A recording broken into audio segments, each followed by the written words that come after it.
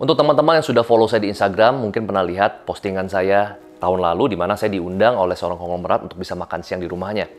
Nah, dalam 10 tahun terakhir memang saya cukup beruntung bisa bertemu dengan beberapa konglomerat dari industri yang berbeda. Dan pada kesempatan tersebut tentu saya nanya, kira-kira nasihat apa yang bisa mereka berikan kepada saya.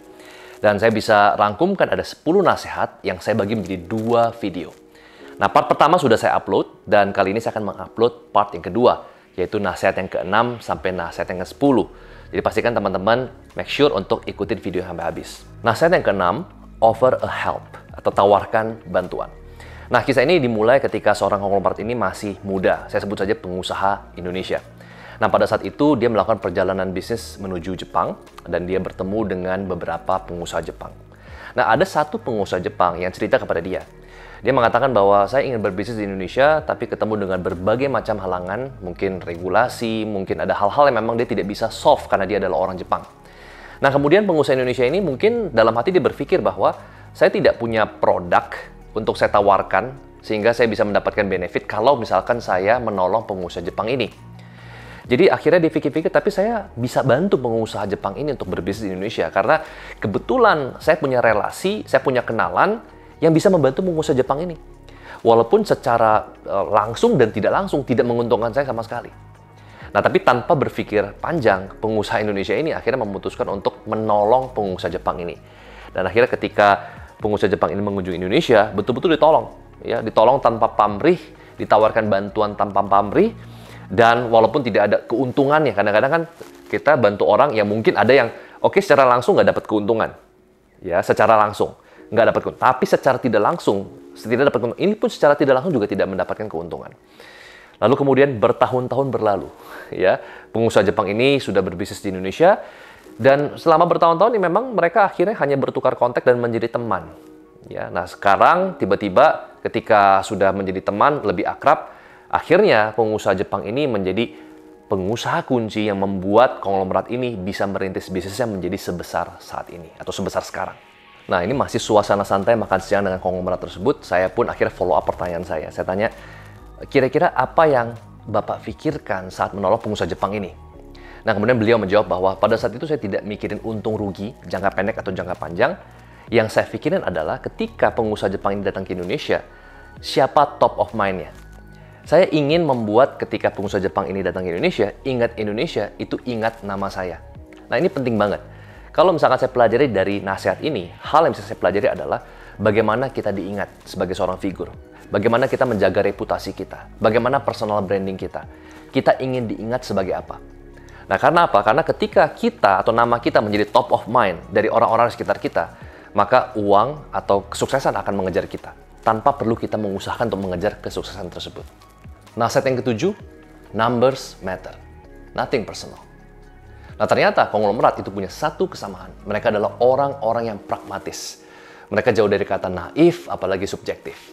Nah, berbeda dengan pengusaha muda sekarang atau secara founder yang dimana mereka masih mementingkan image atau bahkan gengsi. Mereka harus punya kantor yang bagus. Kemudian ketika mereka punya satu divisi bisnis yang jelas-jelas secara numbers itu merugikan, mereka rela mempertahankan bisnis tersebut. Nah, berbeda dengan konglomerat, mereka sangat pragmatis, mereka sangat objektif. Kalau misalkan mereka merasa bahwa secara angka bisnis ini tidak baik atau tidak perform, mereka rela atau nggak segan-segan untuk suntik mati bisnis tersebut. Karena balik lagi, nothing personal buat konglomerat ini. Nasihat yang ke-8, scout exceptional talent.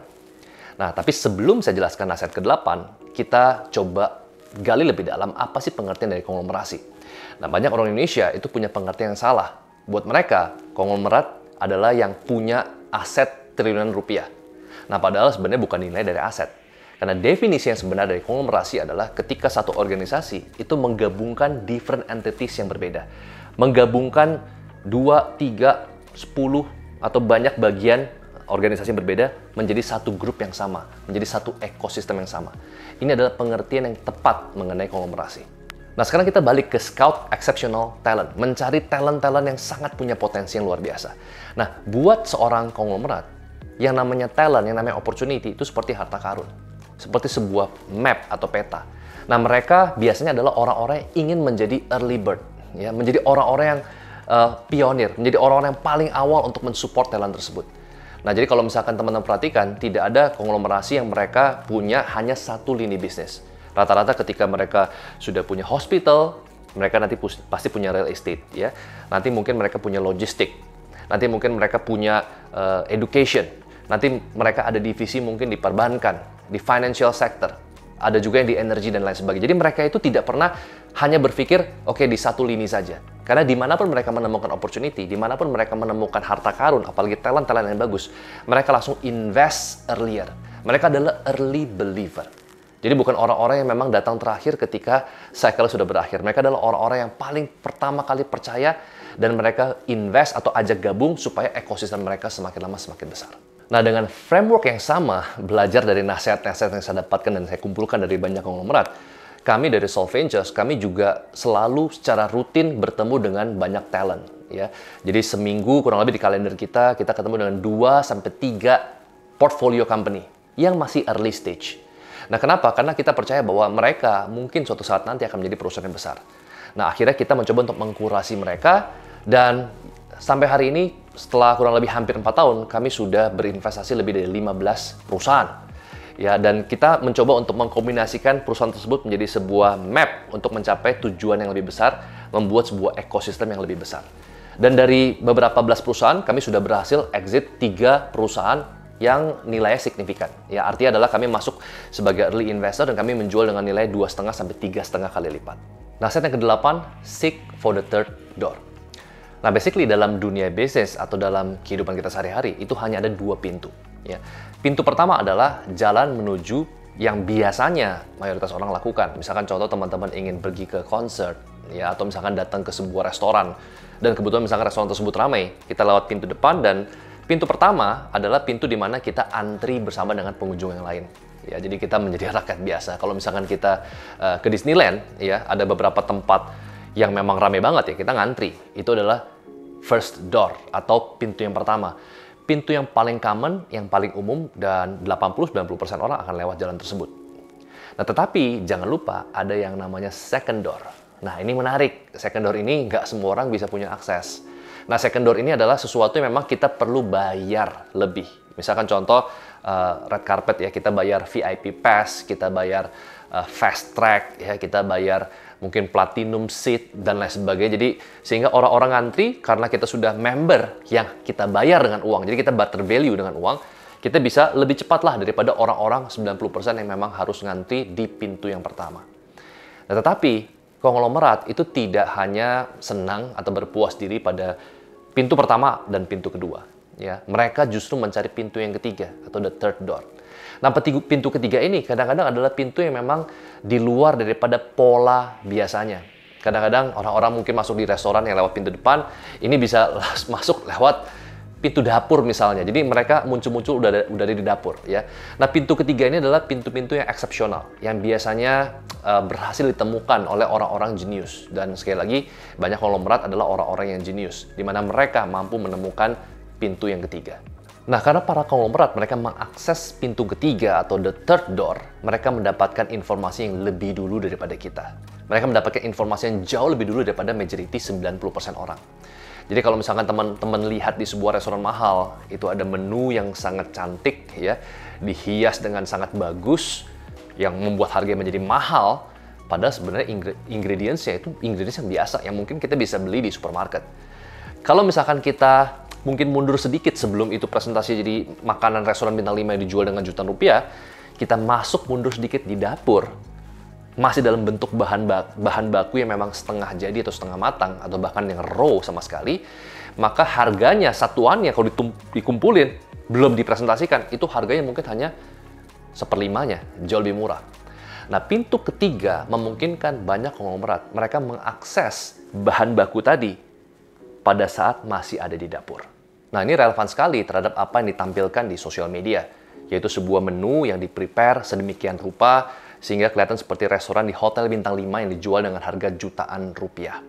Nah, di sini menariknya, para konglomerat itu memiliki akses pintu ketiga atau third door untuk bisa melihat menu tersebut yang masih dalam bentuk raw material, dengan harga yang jauh lebih murah, dengan harga yang bukan jutaan rupiah. Nah, pertanyaannya adalah, bagaimana kita orang biasa bisa mendapatkan akses informasi pintu yang ketiga? Nah, seperti yang teman-teman lihat di sosial media saya, saat Salt Ventures mengakuisisi perusahaan A atau perusahaan B atau perusahaan C, teman-teman melihat sebuah nilai perusahaan yang tinggi. Padahal sebenarnya, faktanya ada segelintir orang yang mendapatkan informasi lebih dulu, akses pintu ketiga yang lebih dulu, di mana perusahaan tersebut masih dalam bentuk raw material. Dan mereka adalah member dari Circle X. Circle X merupakan private investor community yang saya dirikan sejak tahun 2018. Dan kita akan membuka batch yang terakhir pada tanggal 21 Oktober tahun 2023. Dan batch yang terakhir hanya kita buka kepada 25 orang. 25 orang yang akan mendapatkan akses pintu yang ketiga. Dan kita akan ada 8 pertemuan, di mana dibagi 2 pertemuan secara offline, yaitu bootcamp, dan juga 6 pertemuan secara online, yaitu via Zoom. Dan untuk batch yang terakhir, kita akan memberikan privilege. Setiap peserta akan mendapatkan 1 tiket conference untuk belajar langsung dari Jordan Belfort. Nah, siapa itu Jordan Belfort? Jordan Belfort merupakan the real Wolf of Wall Street yang kisah hidupnya diperankan oleh Leonardo DiCaprio dan juga Jonah Hill dan juga Margot Robbie. Jadi untuk informasi lebih lanjut mengenai Circle X batch yang terakhir, teman-teman bisa hubungi nomor yang ada di bawah saya. Hey Indonesia, JB here, the real Wolf of Wall Street. I'm excited to announce that I've been invited as a guest speaker for the FinFolk Conference 2023. I'm Sophia Amoruso. I'm so excited to be part of the 2023 FinFolk Conference, Jakarta, Indonesia. I'll be sharing all about entrepreneurship and building a creative business. See you there. Saya Yoshua Tano. Saya akan sharing tentang how to build a strong and stable business. Get your ticket now and see you all in the FinFolk Conference 2023.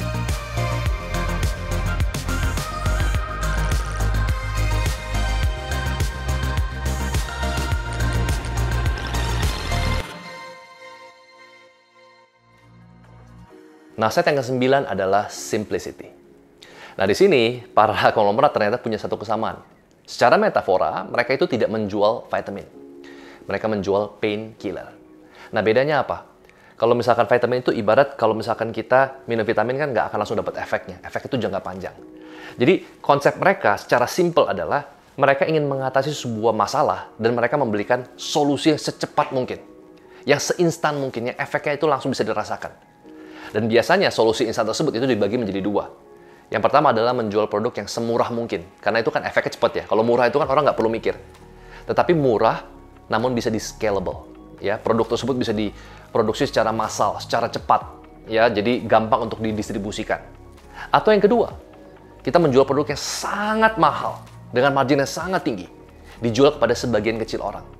Nah, jadi simplicity ini maksud dengan para konglomerat ini adalah kita harus pilih 2 jenis painkiller. Painkiller yang sangat murah, bisa serve banyak orang, atau painkiller yang sangat mahal, marginnya sangat tinggi, untuk bisa serve beberapa orang tertentu saja. Nah, kita pilih yang mana? Nasihat yang ke-10, never lose money. Nah, dulu saya berpikir ketika konglomerat itu punya aset triliunan rupiah, hilang 100 juta atau 1 miliar bukan hal yang berarti. Jadi, kadang-kadang saya berpikir kalau saya di posisi mereka, mungkin saya berani untuk taruh telur di banyak keranjang, ya kalau misalkan mati 7, masih ada 3 yang oke, nggak masalah gitu ya. Tapi ternyata nggak. Buat mereka, kalah adalah kalah. Dan mereka nggak suka itu. Jadi mereka nggak menilai segala sesuatu dari nilai rupiah ini besar, kecil, nggak. Walaupun mereka cuma mungkin kalah 1 juta rupiah aja, buat mereka, itu akan membuat mereka upset. Ya, jadi sekali lagi, ini adalah soal mental. Dan hal yang saya pelajari yang paling penting justru adalah di nasihat yang ke-10. Never lose money. Berapapun kekayaan yang kita pegang, di mana posisi yang kita punya, never lose money. Semoga 10 nasihat ini bermanfaat untuk Anda semua. I'll see you on the next video.